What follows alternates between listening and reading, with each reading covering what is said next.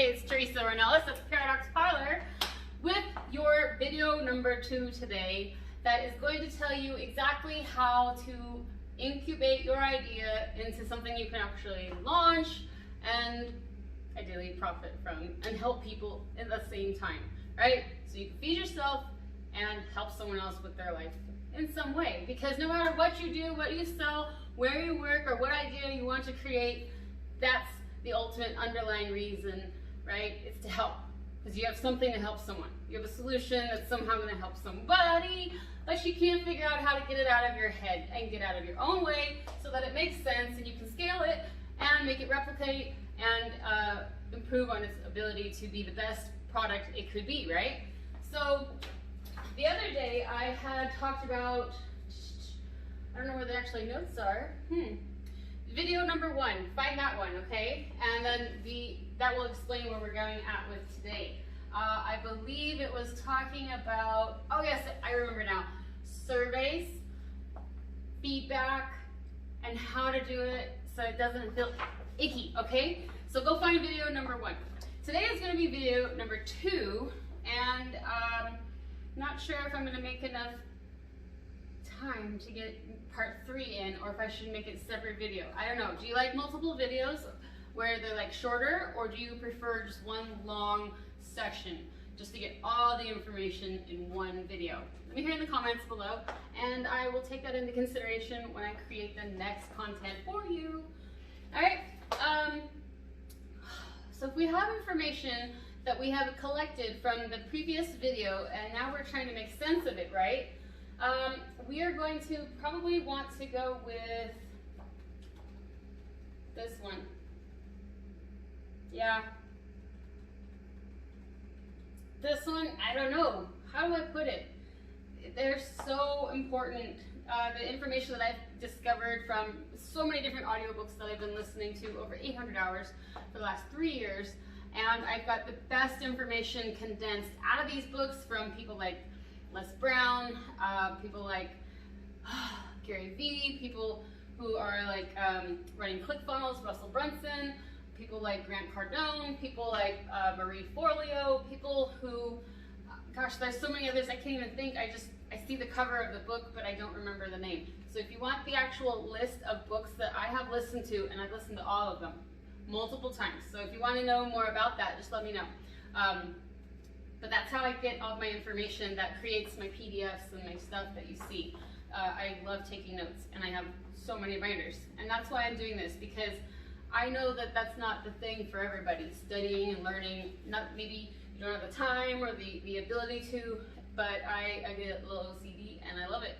So why not share that information? And if you feel that the information I brought to you is beneficial to you and helped you, and you want to work with me, great. If not, that's okay too. Just keep coming back for more information until you and I are ready to reach the next level where you can actually immerse yourself in an experience either online with me or one-on-one in the studio here for the many different services that are available to help elevate your personal and professional growth.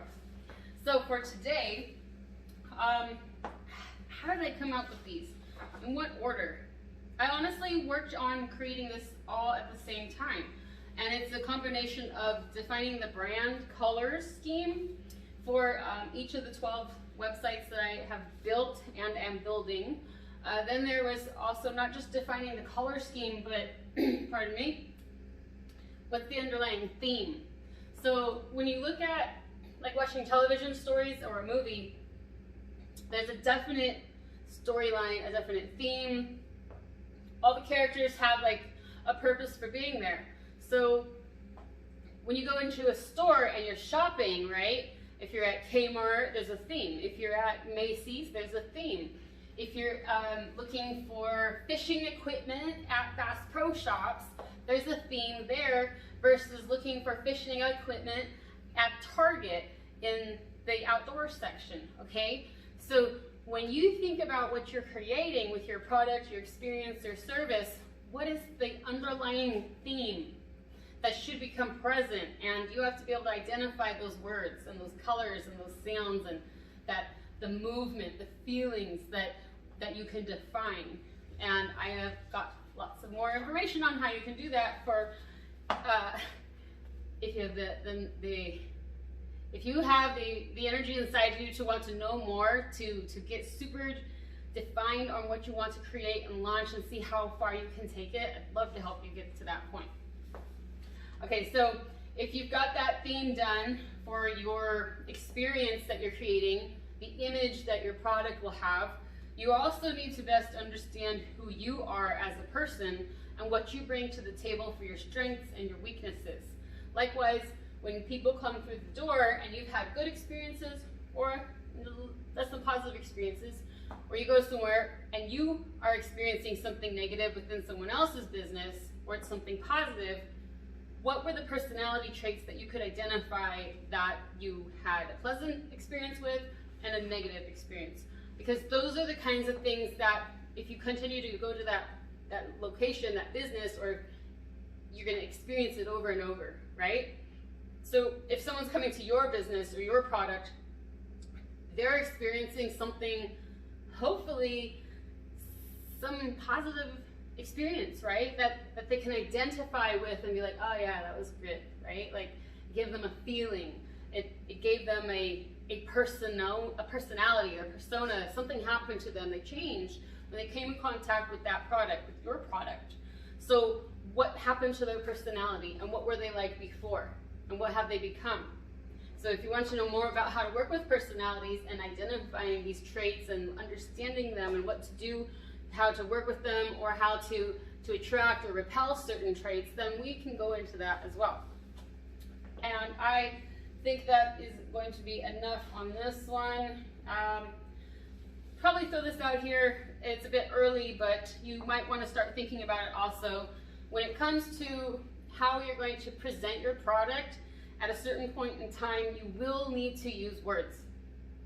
You will need to talk. And this is really hard for people, believe it or not, like myself, maybe you as well. Finding words, actually getting your mouth to work and talk. It's so hard. So for me, once I start talking, I can't stop, clearly. But for me to actually start, I'll be silent for hours and hours and hours, and I'm totally happy with that. I don't mind being on stage, I don't mind being on camera, but to get to that point where the mouth talks, the fear, the paralyzation that happens is real. So if you have the notes created, it will help keep you guided through your fear. And it will help push you and propel you forward when you might have an anxiety attack and you forget everything, what you were doing, why you're doing it. Maybe someone rattles you to your core and tells you to stop. And they say it's not working. What are you going to do? Are you going to give up your hopes and dreams because someone else is afraid because they can't see the vision that you see? If you have the proper notes and documented everything over time, giving yourself the patience to fall down and understand that it's a process of learning and growing and modifying. You are clay, your product is clay, your service is clay. It's all rough lumps of clay that you have to sculpt into something beautiful, awesome, awe-inspiring. I don't know what your goal is, but it has to become something other than a lump. And the only way that you're going to earn the respect that you deserve for the creativity and your ability to create, your ability to architect something, to engineer the logistics, you know what you can see in your mind, and you know the just respect you're receiving right now. So the only way you can turn it around is by having greater patience than these people that are not understanding your vision. And by having the patience to learn and grow and document what you're doing is going to help you earn the respect so that one day these people will have to say you did it. I'm sorry that I disrespected you, or I'm sorry I didn't believe in you. So start creating and documenting and proving you know what you know. Work with me and know what you know. Learn what I know so you can know what you know already inside your head, but you can't figure out how to get it out so other people know what you know. Okay? You know what I'm talking about, even though it sounds crazy. So once we've gotten through that, you're going to create yourself a schedule for how you're going to launch your ideas, every day throughout the week. And if you have multiple ideas or different products that you want to emphasize, you're going to have to create this schedule. Try and limit yourself between 1, 2, or 3 things for launches on the daily or the weekly, because you're going to get overwhelmed, and if you're working on a team, it's probably going to be easier. If you're single, one-on-one, or you're just, a sole proprietor, or you don't have a successful partner to help you with, it's going to take a lot longer. And so just be really patient. Keep documenting and journaling so you don't feel crazy, because you are making progress. Now, when you look at your marketing and you're using those words and you're using your colors and you're creating that brand, what's the tone that you speak to people with?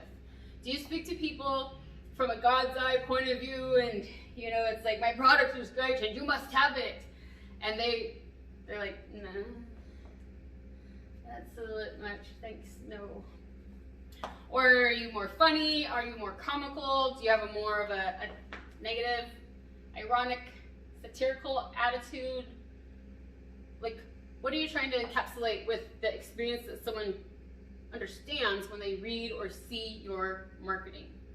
Okay, so do you have like a more longing feeling for a hopeful or romantic, exotic, sexy, scared, afraid? Like, what is it that your product is aiming to feel the need for? Okay. Next, you're going to try and think of things on, like I said, it's a lump of clay that you have, and you're sculpting it so that it becomes something that is wanted by other people. So when people want something, they want something that is going to feel like it's serving a purpose. It helps them feel like they have greater sense of beauty and love, something that they can appreciate and admire, or it serves them logistical purposes to get something done that they need to do, but maybe they don't want to do it, but they need to get it done.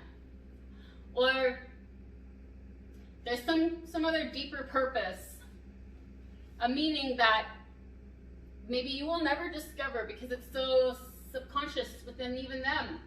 But perhaps you are able to understand that more than they know of their own self. What does your product serve to help enlighten and aware, make someone aware and feel like informed, helped? Okay, so these are very different areas that you are going to start looking at your product and decide how are you going to frame your idea so that people can connect with it right away. And you may feel like your product fills all of these areas, but you will confuse someone if you can't figure out at least one to maximize the idea about. Okay? So, like, it's a lot, but you're going to just need to start thinking about it. And we're going to work into part 3. Let me check my time. You know what? I think we're going to cut it off. We're going to cut it off, and if you want to see what part 3 is about, you're just going to have to look for that next video and see if I wear the same thing or something different. Teresa Ornelas at the Paradox Parlor, and this is a place to help all my willpowered beauties.